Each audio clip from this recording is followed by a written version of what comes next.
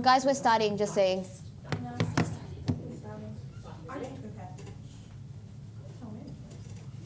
Welcome to Once Upon a Crime.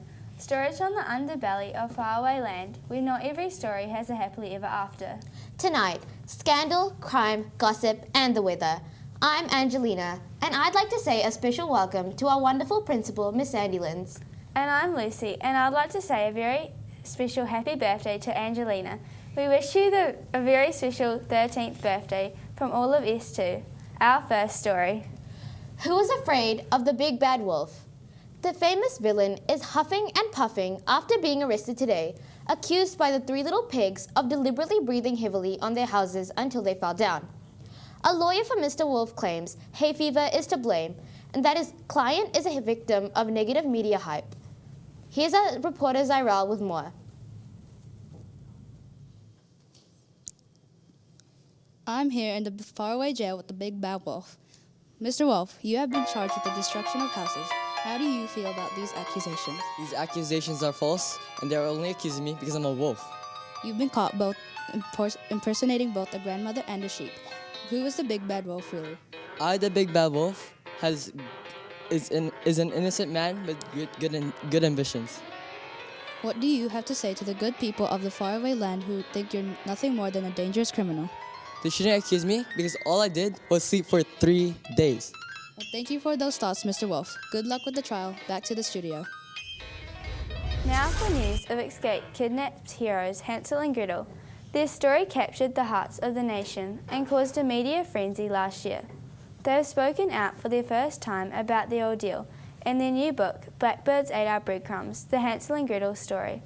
Our reporter Kate was at the book's release in the deep dark forest, the scene of the terrible tale. Hello, I am Kate, and with me are Hansel and Gretel. You are obviously very rich now, having found all the jewels in the old witch's house. How do you plan on spending all that money? I'm going to spend it on a gingerbread mansion, and I'm going to buy all the junk in the world, and we're going to make sure to buy Diet Coke. Hansel, you are back in great shape after being fattening up for eating. How did you do it? Beans. What have you learned through this experience? Baked beans. Well, thank you for your time. Good luck with your ongoing recovery. Back to you in the studio. Finally, there's a wicked whisper in the woods that is all not well with the marriage of celebrity couple Beauty and the Beast.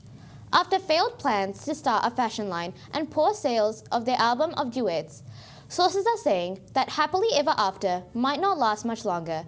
We now go to our reporter Suhana.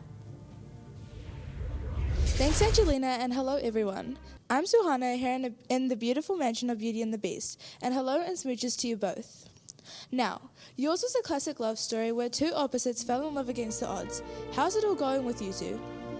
Horrible. Absolutely horrible. Her hair gets all over my clothes. These are the only ones that don't have fur on them. So you're something of a beauty, and you're a total beast. What is the reality of living with someone who is completely different from you? It is actually very bad because she complains that I shed a lot on her designs when actually she's the one who bought the wrong shampoo for 5 months.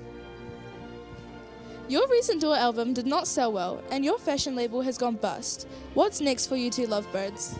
A divorce. I saw her at Little Red Riding Hood's house. I was only there to tell her that you stole her beauty brand. No, I didn't. How dare you accuse me? Well, that was quite something. Thanks for your time, Beauty and the Beast. I wish you all best for the future. Back to you in the studio. Thanks, Suhana. Now it's time for a faraway weather land update with Sophia and Isla, who will have the fairest weather of them all this week. Well, it'll be a mix of fair and fall for the faraway kingdom this week. In the north, there'll be gumdrops, lollipops and rainbows for everybody. The sun will shine and birds will sing from your shoulders until Tuesday. The deep dark forest will be deep and dark all week with occasional sunny spells and some witchy spells. Moving down the land, the green fields will be turned snow white overnight on Wednesday. Wrap up warm if you're living in a house made of sticks, straw or gingerbread, because it'll be fee-fi-fo freezing. Finally, trolls living under bridges in the west might want to find a beanstalk to climb up on Friday. Heavy rain will lead to flooding.